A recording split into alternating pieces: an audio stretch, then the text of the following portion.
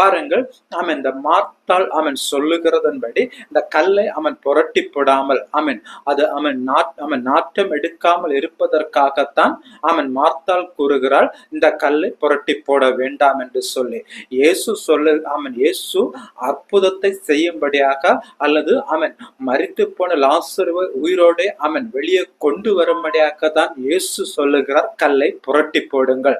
பாருங்கள், நம்முடைய வாழ்க்கையிலும் அவன் பல காரியங்களை ஆண்டவர் நம்மை விட்டு இந்த காரியத்தை செய்யாதே, இதை விட்டுவிடு, இதன் வழியாக நீ போகாதே என்று சொல்லும் போது நாம் ஆண்டவருக்கு இடத்துல சில மாறுத்தரமான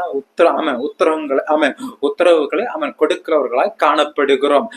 இப்படி செய்தால் இப்படி ஆகும் என்று சொல்லி நாம் பல வேளையில ஆண்டவருக்கு கற்றுக் கொடுக்கிறவர்களாய் காணப்படுகிறோம். நாம் தேவனுக்கு, இயேசுவுக்கு ஒருபோதும் எந்த காரியத்தையும் கற்றுக்